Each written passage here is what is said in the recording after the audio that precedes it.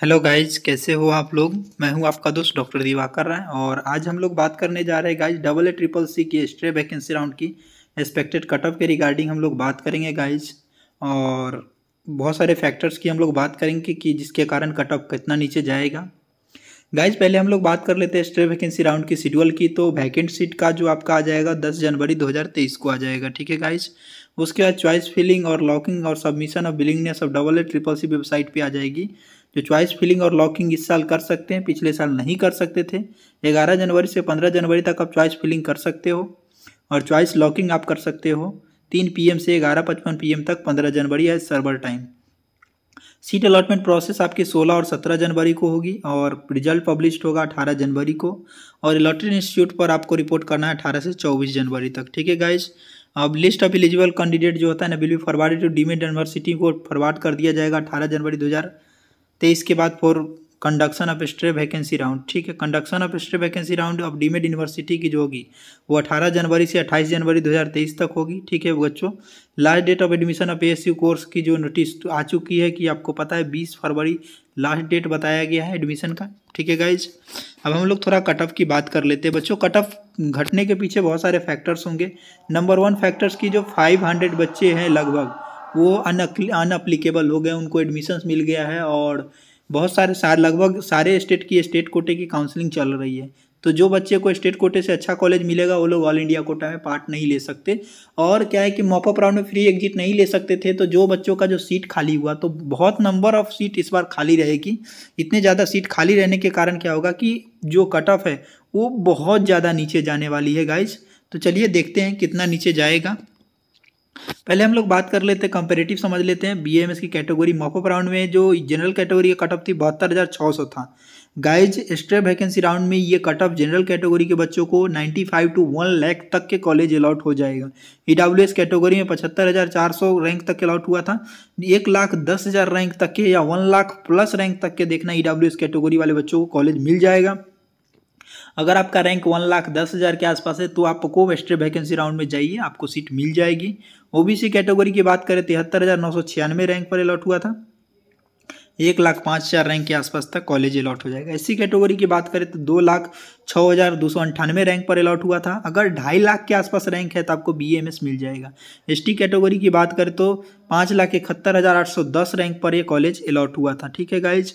अगर आपके 6 लाख के आसपास है तो आपको BAMS कॉलेज मिल जाएगा। अब BHMS कॉलेज की बात कर लेते हैं। BHMS कॉलेज की बात कर लेते हैं। जो कट ऑफ नीचे जाने के पीछे फैक्टर्स क्या हैं। बहुत सारे बच्चे जिनको BAMS मिल गया, जिनको बहुत सारे सीट ऐसे थे जिसपे BHMS स्टूडेंट का एडमिशन हो चुका था, उनका अपग्रेड हो करके मॉपअप राउंड में बहुत सारे बच्चों का BAMS में एडमिशन हो गया, जिसकी वजह से बहुत नंबर ऑफ सीट जो है ना BHMS की खाली है। नंबर ऑफ सीट कहने का मतलब है कि एकदम मास में सीट खाली होगी, ठीक है गाइज।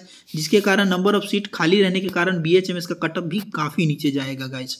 जनरल कैटेगरी की अगर हम बात करें तो 1,54,490 रैंक पर अलॉट हुआ था। 2.5 लाख 2.4 to 2.5 लाख रैंक तक के कैंडिडेट को अलॉट हो जाएगा। EWS कैटेगरी में 1,73,213 रैंक पर अलॉट हुआ था। 2.5 लाख रैंक तक के आपको मिल जाएगा। OBC कैटेगरी में बात करें तो 1,58,012 रैंक पर अलॉट हुआ था, जो कि 2.5 लाख 2,45,000 के आसपास अलॉट हो जाएगा। SC कैटेगरी की अगर बात करें तो 2,62,947 रैंक पर अलॉट हुआ था। 3.6 to 3.7 लाख तक की सीट अलॉट हो जाएगा।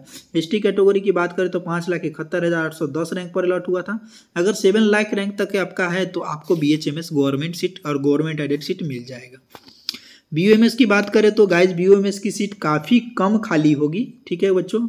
BOMS की सीट ज़्यादा खाली नहीं बची होगी। रीज़न ये है क्योंकि मैक्सिमम जो कॉलेज है वो ऐड हुई थी आपकी मॉपअप राउंड में। तो मॉपअप राउंड में जो कॉलेज ऐड हुई थी तो उसमें ऐसा कोई सीट नहीं था जिसमें अपग्रेड का ऑप्शन नहीं है और वगैरह वगैरह वगैरह।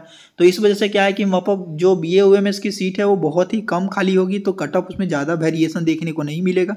1,92,154 रैंक पर अलॉट हुआ था तो 2,30,000 से 40,000 रैंक तक के अलॉट हो जाएगा।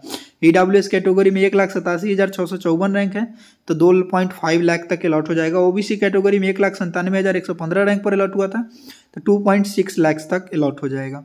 3,02,457 रैंक पर अलॉट हुआ था तो 3.4 लाख तक के आपको कॉलेज अलॉट हो जाएगा। ST कैटेगरी में 6,92,000 नवासी रैंक पर अलॉट हुआ था, तो 7.2 लाख पर आपको कॉलेज मिल जाएगी गाइज। तो ये रहा हमारा जो एक्सपेक्टेड चीज़ें। और अगर इसके आसपास भी है तो भी आपको स्ट्रे वैकेंसी राउंड में आप सिर्फ चॉइस फिलिंग करनी है। ठीक है बच्चों, तो स्ट्रे वैकेंसी राउंड में चॉइस फिलिंग कीजिए और जिनके कम मार्क्स है वो लोग भी पार्ट लीजिए। इस प्रोसेस को, चॉइस फिलिंग प्रोसेस को छोड़ना नहीं है बच्चों। जिन बच्चों के मार्क्स कम भी है उनको भी मैं ये कहूँगा कि आप लोग चॉइस फिलिंग नहीं छोड़िए, चॉइस फिलिंग को भरिए, कॉलेज कोई ना कोई अलॉट हो जाएगा। ठीक है बच्चों, अगर कोई भी डाउट हो तो आप हमसे कमेंट करके पूछ सकते हो। हमारा कॉन्टैक्ट नंबर डिस्क्रिप्शन बॉक्स में दिया हुआ है। ठीक है बच्चों, मिलते हैं अगले वीडियो में, तब तक के लिए बाय बाय।